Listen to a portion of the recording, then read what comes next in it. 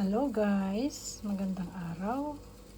Nagawa tayo ngayong araw ng bilo-bilo, ginataang bilo-bilo sa Pilipino. Ilocano, tambo-tambong. Ito ang kakailangan nating ingredients: coconut milk or cream. Ayan yung glutinous powder, binilog ko na yan. Langka, kamote, yung saging in-order ko pa pero lalagyan ko to ng saging. Simple lang to. Tubig, ayan, kumukulo na. Lagyan natin ngayon ng coconut milk, coconut cream. Meron naman yan sa lagyan nyo lang siya ng coconut lagyan nyo, meron yan sa lata, coconut cream ang nakalagay. Ayan, pakuluan lang natin. Ayan, pag kumulo na yung gata, kumulo na siya, lalagay na natin yung asukal. Bahala na kayo mag-tsansya kung ilan yung ilalagay ng asukal.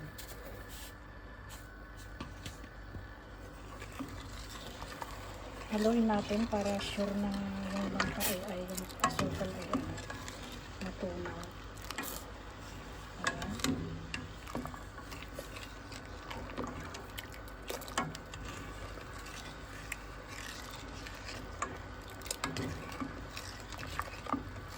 Halulawin lang natin para sure na madaling matunaw yung asukal. Kailangan kasi tunaw na tunaw Kumulo na siya. Pagkatapos ilagay yung asukal, ilagay na natin itong langka.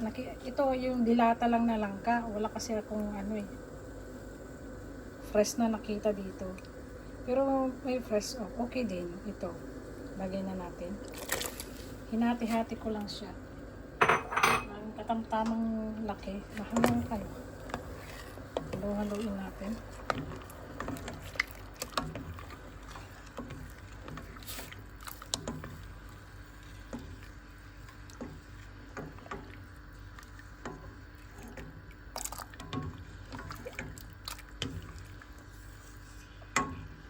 Then, hayaan lang natin itong kumulo.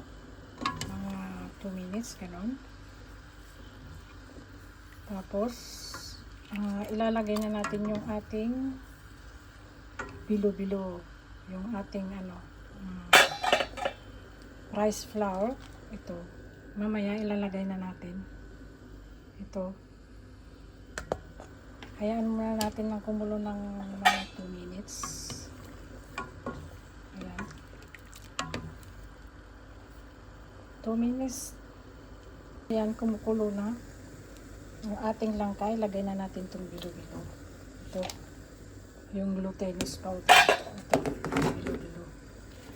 Ilalagay na natin isa-isa. Ganyan.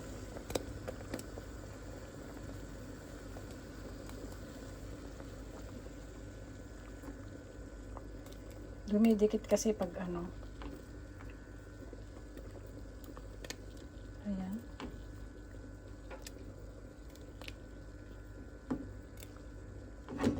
Ayan, ilagay na natin tong bilo-bilo para nilalagay ko na itong bilo-bilo. Ayan. Ilagay na natin yung bilo-bilo, glutinous powder. Pakuluan lang natin, tapos ilagay na natin yung kamote. Tsaka saging, ayan, kamote. Pakuluan lang natin konti.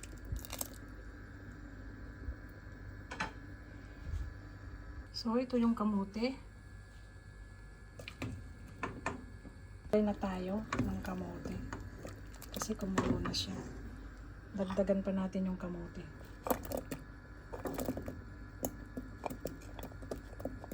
Masyadong marami itong kamote. Hindi ko ito ilalagay lahat. Ayan.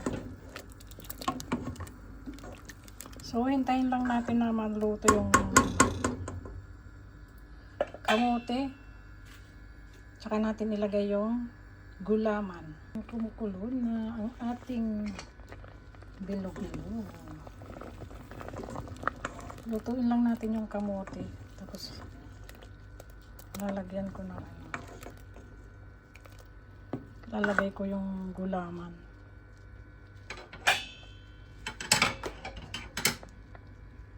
Ayan.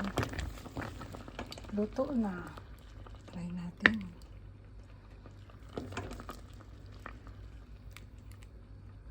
Kain na tayo. Sarap. May ano na yan, yung gulaman niya maliliit kasi.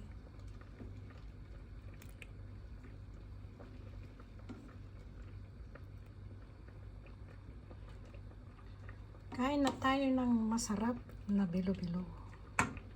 Kain na tayo mga kaibigan. Masarap na bilo-bilo. Bye-bye. Thank you for watching. Sana magbakas lang kayo at pupuntahan ko kayo sa mga channel. Bye. Thank you so much. Bye-bye.